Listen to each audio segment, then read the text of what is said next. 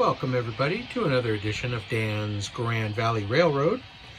This week is going to be a pretty quick short video, just an update on a couple things going on, but it's been a busy week. I had a sidewalk poured out front of the house this week, which was interesting, and that took a lot of my time. Got a derailed car right there and an imminent crash. All right. Great way to start off things. But anyway, I want to talk a little bit about the track issues that I was having and the number 315 power issues. But let's get this stuff all turned off and I'll be right back. Okay, we're back on track here, if everything will stay on the tracks. So 315 is rolling along. Basically, in a nutshell, it turns out that it's a dirty track issue. There's nothing wrong with the locomotive. I took it completely apart. I cleaned the contacts, I cleaned the wheels, I cleaned everything inside, and basically it is a dirty track situation. I've got some pretty dirty track inside the tunnels, which is really hard to clean, and I've been running my little track cleaning car, but it's still not completely 100%. You can see it's still cutting out there. Why this one is more sensitive than others, I don't know, but I cleaned up the track with some different techniques. I used the deoxit, I used alcohol, I used Bright Boy, I used some 2000 grit wet dry sandpaper. I know some of that stuff is a no-no, but I'm still experimenting with what's the best way to get the track clean. But definitely got a dirty track situation, so it's a relief to know that there's really nothing wrong with the locomotive, but it is frustrating that it's doing this number where it doesn't want to run smoothly. So broke out the old GP40 Bachmann. It's humming right along. It's been a while since I've had that out, so it's DCC, but it's not sound, and so I kind of put it away for a while, but I got it out today running around. It's doing pretty good. So there goes 315 cutting out on the uphill there, and I think that has something to do with I'm running another locomotive on the layout, and makes the cutout a little bit worse when it does hit the dirty track. So once it gets on the downhill here, it's a little bit better. It tends to want to cut out right there a little bit, but for the most part it's running, so we're just going to keep working on cleaning the track. So that's kind of where we are with that situation. Any more developments with it, I will let you know and bring you up to speed with that. But for right now, I'm just concentrating on cleaning the track and getting it all the oxidation off of it, and hopefully we'll have a better running number 315. Okay, before I head over to the bench with what we're working on, I want to just shout out and mention that Mike, my neighbor and good friend Mike, we always do videos going over to his place. He has a new channel. It's called Mike's Euro and American Trains, and I will link to it right up here and in the description below. So please be sure to head over to Mike's Euro and American Trains and give him a like and subscribe. You'll see a couple of the videos that I made of going over to his place and the ski train episode and stuff like that. But he's got some other stuff he's working on. He's got a military train that's got all kinds of tanks and stuff on it, so he's working on that. But he's got his channel going, so please go over and check it out. All right, let's head over to the bench and show you what we're working on this week. All right, what we're going to get to today is finishing up the second Union Pacific bay window caboose. You know, I've been working on this for a few weeks. Got it on eBay. Didn't come with any window glass, so I got some window glass on eBay from Daniel's page, eBay page, which I've linked to and I'll link to again in this video. But he's got lots of Athearn parts and different things you need. So I've spent a little time cleaning this caboose up. I've got it dull coated. It's ready to be weathered with the powders. I installed another NCE NCE Light It decoder.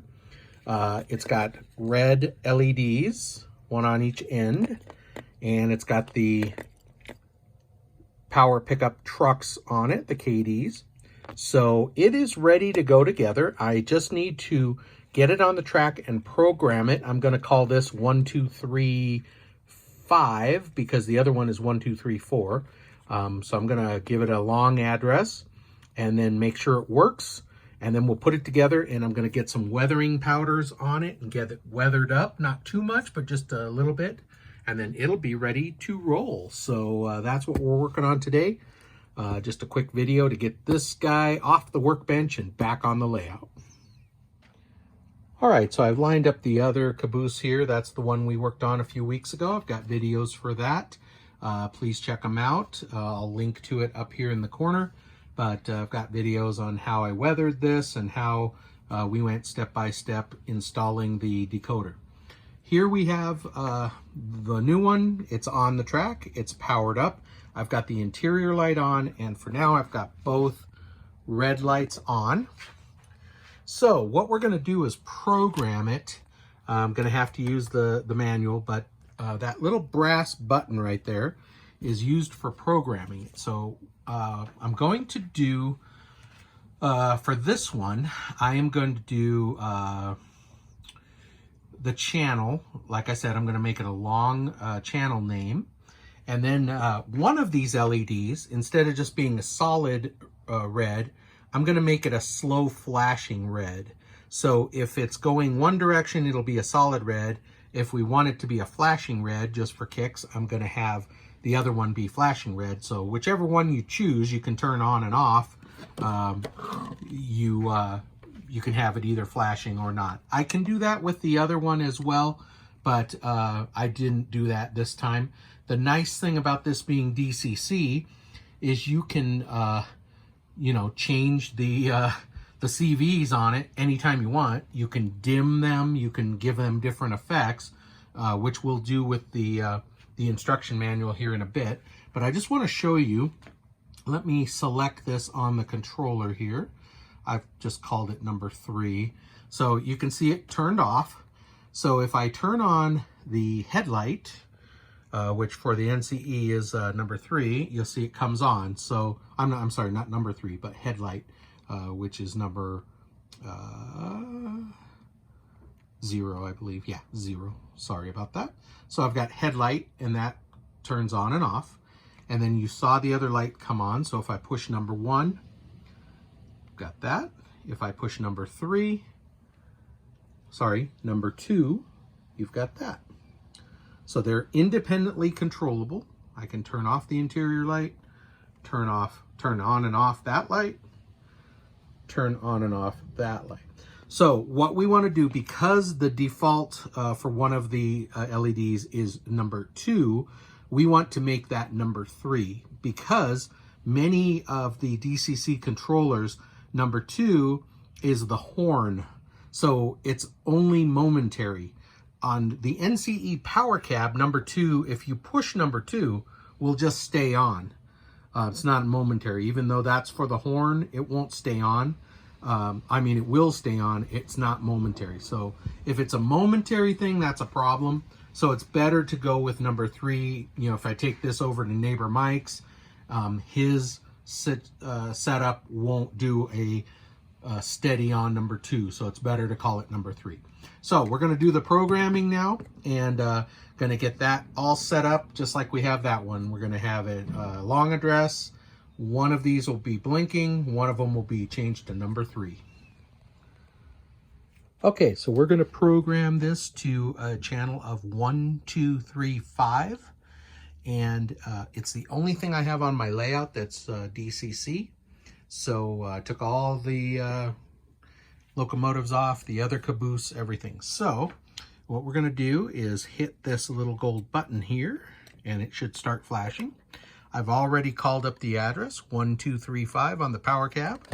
Gonna go ahead and hit the program on main, loco number 1235, and then we're gonna change the CV number 1, and we're gonna call it a value of 1, and as soon as I hit enter, it should accept the new address and stop flashing. There we go. So now I'll get out of programming mode, and I've got 1235 called up. So if I hit the headlight button, our light should come on and off. And then if I hit number 1, red light on, number 2, other red light on. Cool. Next thing we'll do, we'll change the address of that one to number 3. So instead of 2, it's going to be number 3. Okay, so to change one of the lights to flash, I really don't care which one. CV138 controls the Y output, which means yellow. CV139 controls the R output, which is red. So either one of those will work. I'll call it the yellow one will be the slow flashing. So if we look at the effects here, effect 2 is slow flashing. So we want to change the CV value of 138 to a value of 2. Okay, so I've got both red lights on and the interior light. So let's go ahead and go here to the programming. We'll program on the main, 1235. We're going to do the CV, and we said 138, so we'll put in 138. And 2 is the slow flashing. Boom. Let's see if it took it. There it is. That easy. So how cool is that? We can have a flashing light on one end, red on the other. So if I turn off, let's get out of program mode. So now if I running one direction and I want just a steady red, I've got that. Or I can turn that off and turn that one on, and I've got a flashing red. Can always make it solid again. I have all of these different options for lighting effects. I'll just have that on here, but check it out. You've got fluorescent flicker, single strobe light, double strobe, rotary beacon. I mean, check that out. There's a lot of really neat stuff. Random on and off. I know tvtoms, he likes to program his interior light for random on and off. So, you know, guys are riding in the Caboose, they turn the light on and off. So there's a lot of different options you can do with this. Pretty cool. All right, the next thing, we're just going to change that channel from this one so that it's number 3 instead of number 2. And then we're ready to put it together and get it weathered and get it ready to roll. Okay, over here on the bench, you can see the older one that I've got here that I did. So we're just gonna do a little bit of weathering on this with some powders. Just get a little bit of fading on the roof, a little bit on the yellow, some streaks, and a little bit of road grime down here. And we'll go from there. I'm not gonna document step by step, but let me just get a little bit on and we'll see how it comes out. And I think we'll call it good for this week. Like I said, been a long week, and I didn't have a whole lot of time for a video this week, but I did want to get this Caboose ready to go. So let's get some weathering on there, and I think we'll call it good. All right, so I've got, you know, a little bit of discoloration, some wear on the top, and a little bit of streaking on the sides running down. Some road grime down on the bottom there.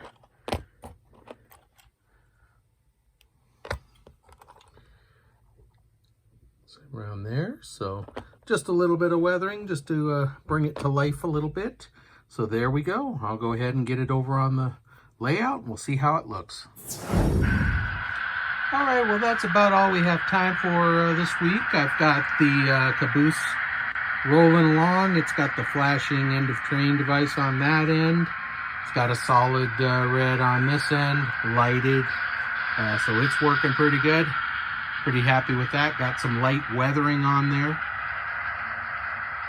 So that's pretty good. And looking all right. I'm liking it. So if we can get it to go around the track without derailing now, will be good. So, all right. Well, thank you everybody for checking out another edition of Dan's Grand Valley Railroad. Remember to get on over to Mike's Euro and American Trains and support him. He's my neighbor, my good friend, and you'll see some of my videos over there as well, like I said earlier. But go check him out, and until next week, thank you so much for watching. Thank you so much for commenting and the likes and everything. I will try to always try to respond to any comments and questions that you guys have. So again, thank you so much for watching, and we will catch you next update. Take care. Have a good week.